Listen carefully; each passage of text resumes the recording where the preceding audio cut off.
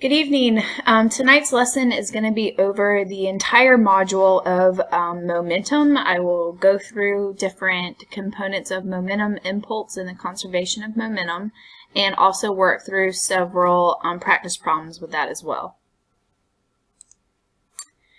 Alright, so first, the concept of momentum. Momentum is the mass times velocity, and it's a vector quantity. So remember that sometimes momentum is not given a specific direction, but please keep in mind that if it's moving to the right, it's always positive and left is negative. So if the number is not telling you which direction, but it's a positive or negative, then you can associate those directions with those number quantities. Momentum is associated with a collision or an explosion, and there is the formula for momentum. We're going to talk about that in a little bit. The unit for momentum doesn't have a specific name, but it's going to be kilograms times meters per second.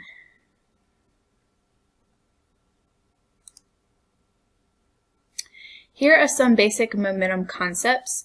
Think about objects that are considered to have a large momentum. All right, before we even talk about what momentum is, have you ever heard of momentum being used? Hopefully, these are going to be objects that are hard to stop. So an 18-wheeler traveling at 10 meters per second would be hard to stop, and also a bullet traveling at 500 meters per second. So think about these two objects. Both have large momentums because one of the following scenarios. It is very massive and moving, so that would be an example of the 18-wheeler. Or if it's small and traveling at a very fast rate, so that would be the bullet. And also, if you combine both of those scenarios, massive and traveling fast, that would be a huge momentum as well. So think about a 18-wheeler traveling at 60 meters per second. That would have even a larger momentum because it has both of those scenarios. Alright, so Newton helped us understand momentum, and remember that Newton's second law of motion is force equals mass times acceleration. We're going to have to understand this concept when applying to the different equations that we're using within the module.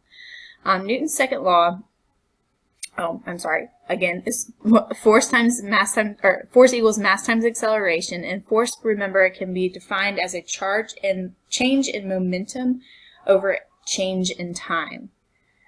So again, we look at this formula, and so here we have the sum of the force equals the change of momentum. Remember, momentum is represented by a p divided by the change of time. So here is our first practice problem dealing with momentum. It states a car that has a 2,430 kilogram car traveling at 38.3 meters per second slows down to 13.9 meters per second over a 6.82 second time period. All right, the first question is, what is the change in velocity of the car? So easy to calculate the change in velocity. We're going to do the final velocity minus the initial velocity. So those are given to us in the problem. So 13.9 minus 38.3, and we're going to have a negative 24.4 meters per second. What is the change in momentum of the car? So again, momentum can be defined by that formula we just talked about on the other side, is mass times the change of velocity. So since we calculated the change of velocity here, since we calculated the change in the velocity in that first problem, we're going to use that in the problem right here, negative 24.4. And then we need to multiply it by the mass, which is given to us in the problem at 2,430 kilograms. So we put that in our calculator, and we should get negative 59,300 kilogram meters per second. Remember, that is the unit for momentum. It doesn't have a specific name. And the last problem says, what is the force applied to the car? So remember that force is going to be the change in momentum divided by the time. So we take the change in momentum, which we just calculated above, and divide it by the time. So it states in the problem that it's going to take a 6.82 second time period. So we put that in our calculator, we should get 8,700, and remember, force is in newtons. Here's another example. A 0.473 kilogram baseball travels at a constant velocity covering 11.2 meters in 0.251 seconds. What is the velocity of the ball? So think about the velocity formula, so distance divided by time. So we have the distance of 11.2 meters, which is given to us in the problem, and we're going to divide that by the time, which is also given to us in the problem, so 0.251. We put that into our calculator and we should get 44.6 meters per second. The second example of the problem is, what is the momentum of the ball? So we have the momentum equals mass times the velocity. So we plug in what we have. Remember that we just calculated the velocity in part A. So we plug that in, so 0.473, which is the mass times the velocity. Again, we just calculated it, 44.6, and we should get 21.1, and remember the unit, kilogram meters per second. Alright, now moving on to impulse. An object with a momentum must have a force applied to it to change its momentum. To make it stop, a force must be applied to it for a period of time. The greater the momentum, the larger the force or time that must be used in order to get that object to stop. So think about, again, Newton's second law, which is force equals mass times acceleration, but also remember that force equals mass times the change of velocity over time. And you can rewrite the formula as force times time equals the mass and times the change of velocity. So force times time is also known as impulse. So on a side note, make sure you know that force times time is going to be impulse. So this part of the equation.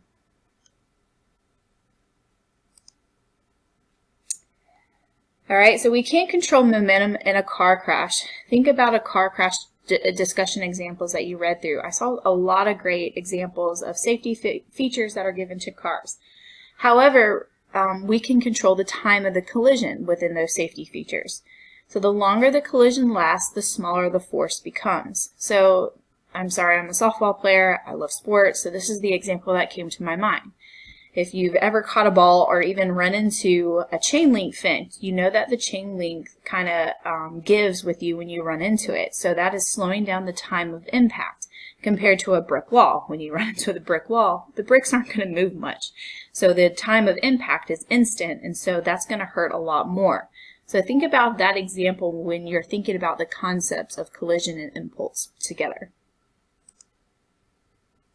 Here is the first practice problem to solve for impulse. It states, a 2,430 kilogram car traveling at 3.3 meters per second speeds up to 13.9 meters per second in 6.31 seconds. What is the force applied to the car? So we're going to use the impulse formula, force times time equals mass change, that's supposed to be a change in velocity. We rewritten because the change in velocity is the final velocity minus the initial velocity. So basically we're going to plug in what we know.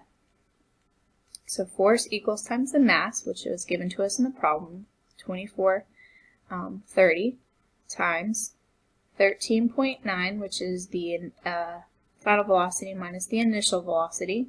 And then you're going to take this entire part and divide that by time, 6.31. If you plug that in the calculator correctly, you should get 4,080 newtons. Impulse practice problem number 2. The driver of the same car slams on the brakes. How long does it take to stop if the brakes can apply 8,518 newtons of force? So now we have the force, but we're solving for time. So rewriting the equation, you can plug in the numbers this way. The mass times the final, which is going to be stopping, so it's going to be 0. Sorry about that. So it's going to be 0 minus 13.9, and then take this and divide it by the force, but remember we move sides, so that's why the negative there. And then if you plug that in, you should get 3.9 3.7 seconds. The conservation of momentum. Remember that momentum is conserved when two objects collide. No momentum is lost. The momentum immediately before a collision is equal to the momentum immediately after the collision. So we can write that concept as a formula that looks like this. The difference between inelastic versus elastic collisions. Inelastic is when two objects stick together after a collision. It's always determined if the external forces act on an object. So we're going to be using this formula when it's dealing with inelastic, so objects that stick together after the collision. Elastic is when two objects bounce apart after a collision. Calculate the energy before and after the collision. If it's the same, then energy is conserved. This is important to understand which formula to use. So if we have an elastic collision, we will use this formula. And also if we're looking at the velocity, we can add the velocity of the initial and final into the formula as well. So here's the first practice problem. It states, a 75 kilogram football player running at 12.5 meters per second north runs into a 110 kilogram player running south. The 110 kilogram player grabs the other one so that they move together at negative 3.50 meters per second. Remember, the negative tells us that they're slowing down. What was the velocity of the 1.10 kilogram player? So we're going to use this formula. We're going to plug in what we know. The mass of object A, that's what that little A stands for. So it's going to be, we'll label this football player A. And then runs into another player, the 110 one will be B. So times the velocity, which is given to us in the problem, plus the mass of football player B, which is 110, times the velocity, which we don't know. That's what we're solving for. So we know that the afterwards is going to be the two masses added together, so 75 plus 110 because they're sticking together. And then the velocity is going to be negative 3.5 meters per second. So we're going to plug that in to our calculator, and we should get negative 14.1 meters per second.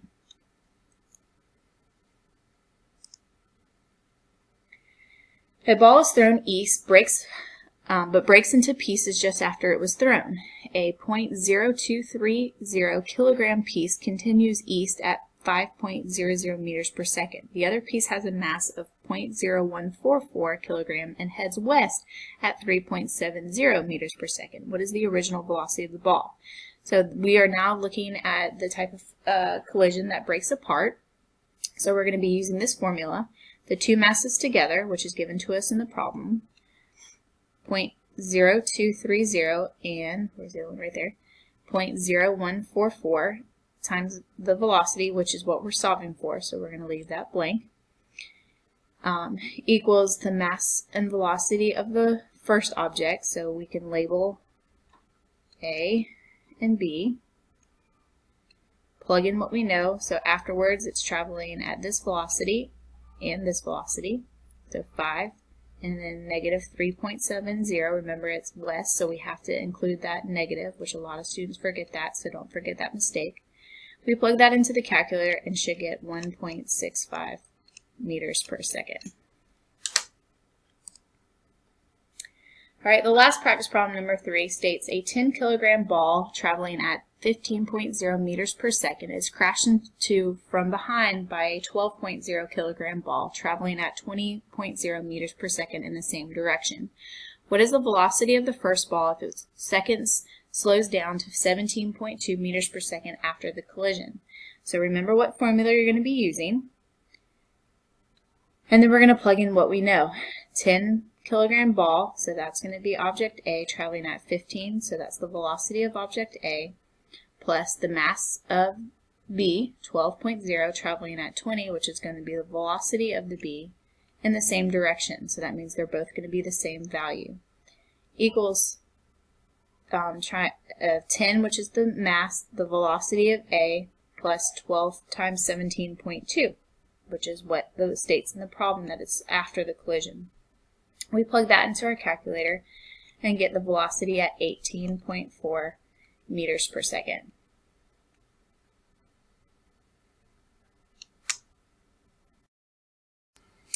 Second, excuse me. The second part of this problem asks, is this collision perfectly elastic? Remember that you need to calculate the the kinetic energy before and after the collision. So we use this formula to calculate those two concepts, and so let's talk about what we need to plug in and what we need to calculate. So it states that 1/2 mass of object A, again, which is that 10 kilogram ball, times 15, which is the velocity, and since we're dealing with the kinetic energy, we're going to square it, plus 1/2 of the mass of object B, which is 12, times the velocity of object B, which is stating in the problem, 20 meters per second, square that. We plug in and simplify all of these numbers, and we should get 3,520 joules. Alright, now we're going to look again at the final kinetic energy. So we plug in what we know, which is remember the velocity that we calculated in this part above. So we have 1/2 mass, again, of object A, which is 10, times the velocity, which is what we calculated before, which is 18.4. We're going to square that. Do the same thing with the second part of the equation, except with object B, so the mass is 12. And then the velocity is 17.2. Again, it's given to us in this part of the problem. And if we plug that into the calculator, we should get 3,467 joules.